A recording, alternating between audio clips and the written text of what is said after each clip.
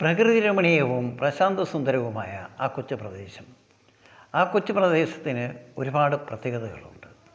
പലതരത്തിൽപ്പെട്ട ആൾക്കാരാണ് അവിടെ ജീവിക്കുന്നത്. പല തൊഴിലാളികളും പലതരം തൊഴിലുകളും പലതരം ബിസിനസ്സുകളും ആയി പലരും മുന്നോട്ട് പോകുകയാണ്. ആ പ്രദേശത്തിൻ്റെ ഒരു സൈഡിൽ കൂടി ഒരു പുഴ പോലെ ഒരു തോട് ഒഴുകുന്നുണ്ട്.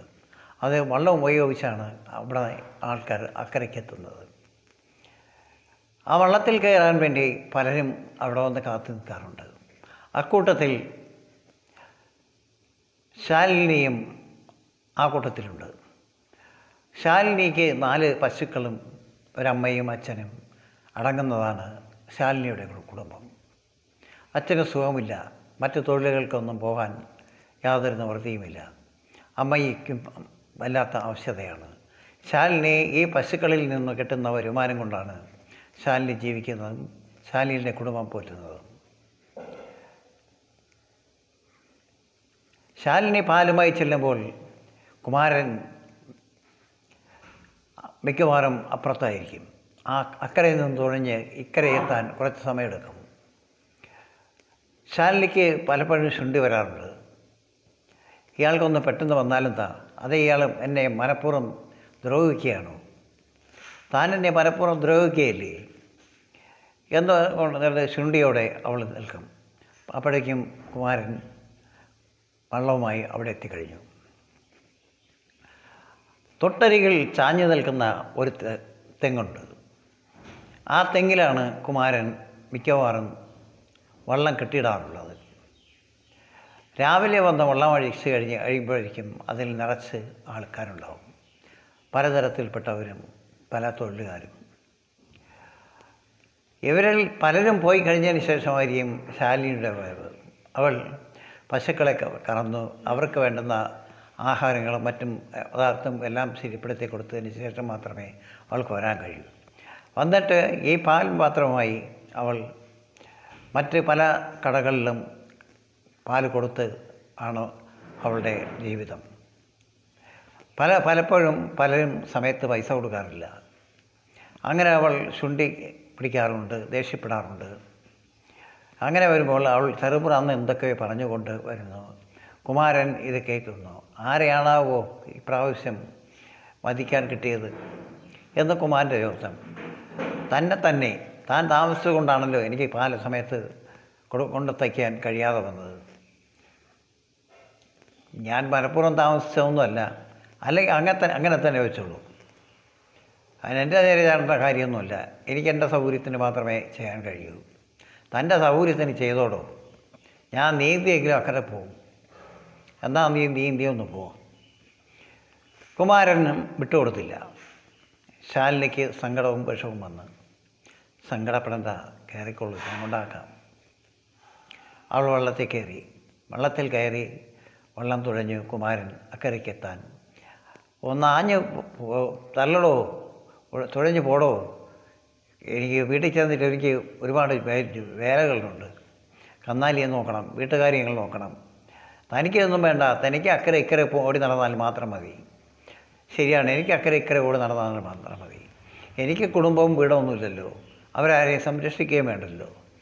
നേരം വെളുത്തിരുട്ടോളം ഈ വള്ളം തുഴഞ്ഞ് കിട്ടുന്ന കാശ് കൊണ്ടാണ് ഞാനും എൻ്റെ കുടുംബവും ജീവിക്കുന്നത്. അത് നിനക്കും അറിയാവുന്നൊരു കാര്യമാണ്. അങ്ങനെ പതുക്കെ ശാലിനിയും കുമാരനും തമ്മിൽ അടുപ്പത്തിലാവുന്നു. ശാലിനിയുടെ പശുക്കളുടെ എല്ലാ ശുശ്രൂഷകളും കാര്യങ്ങളും എല്ലാം വേണ്ട വിധത്തിൽ പരിശോധിക്കുന്നതിന് അവിടെ അടുത്തൊരു മൃഗാശുപത്രിയുണ്ട്.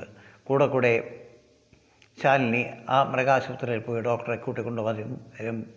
പശുക്കളെ ശുശ്രൂഷിക്കും. അതിന് വേണ്ട മരുന്നുകളും കാര്യങ്ങളും എല്ലാം കൊടുക്കും. എല്ലാം ഈ ജോലികളെ എല്ലാം ഒറ്റയ്ക്കാണ് ശാലിനി ചെയ്യുന്നത്. പുല്ലിറക്കണം, വെള്ളം കൊടുക്കണം, ഇങ്ങനെയൊക്കെയുള്ള ഒരുപാട് കാര്യങ്ങളുണ്ട്.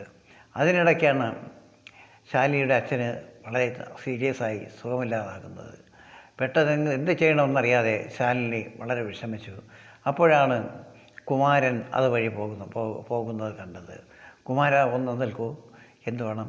അച്ഛന് തീരെ സുഖമില്ല, അക്കരെ എത്തിക്കാൻ എന്തെങ്കിലും വഴിയുണ്ടോ? ആ നീ വരും, വിഷമിക്കേണ്ട, വരൂ.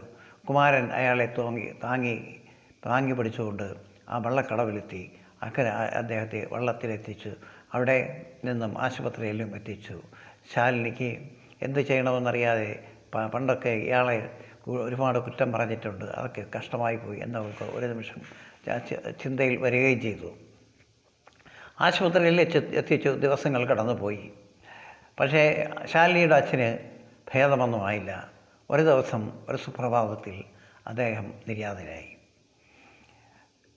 വളരെ ശാലിനിയെ സഹായിക്കാൻ കുമാരന് ഒപ്പമുണ്ടായിരുന്നു. കുമാരന് ശാലിനിക്ക് വേണ്ടുന്ന എല്ലാ സഹായവും കുമാരൻ ചെയ്തു കൊടുത്തു. അങ്ങനെ ആ കാര്യങ്ങളെല്ലാം ഭംഗിയായി നടന്നു. അങ്ങനെ ഒരു ദിവസം ശാലിനി പാലും കൊടുത്തിട്ട് തിരിച്ചു വരുമ്പോൾ മഴ വരുന്നു.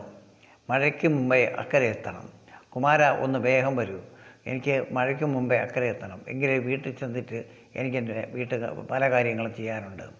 ചെയ്താൽ വരുന്നു. അങ്ങനെ ശാലിനി ആ വള്ളത്തിൽ കയറി.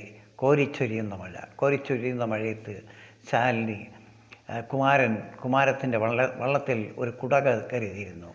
ആ കുടയെടുത്ത് രണ്ടുപേരും ചൂടി. ഭയങ്കരമായ മഴ, വള്ളം ആടി ഉലയുന്നു. ഒരുപക്ഷെ വള്ളം മറിയാൻ സാധ്യതയുണ്ട്. കുമാരൻ വളരെ തന്ത്രപൂർവ്വം അവളെ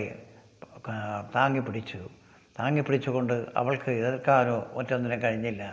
അവസാനം അവൻ്റെ ചൂടേറ്റ് നിന്നവൾ ഒരു നിമിഷം അവനിലേക്ക് ആകർഷിതനായി, അവൻ്റെ പരിണാമനായി. അവൻ്റെ സ്നേഹം അവൾക്ക് പിന്നെ കിട്ടാതെ വരുമ്പോൾ അവൾക്ക് വളരെ വിഷമമാകും. അങ്ങനെ ശാലിനിയും കുമാരനും തമ്മിൽ അടുത്തു. അവരുടെ സ്നേഹം വളരെ വലുതായി. അവർ വളരെ സന്തോഷകരമായ ഒരു ജീവിതത്തിലേക്ക് കടന്നു പോകുന്നു.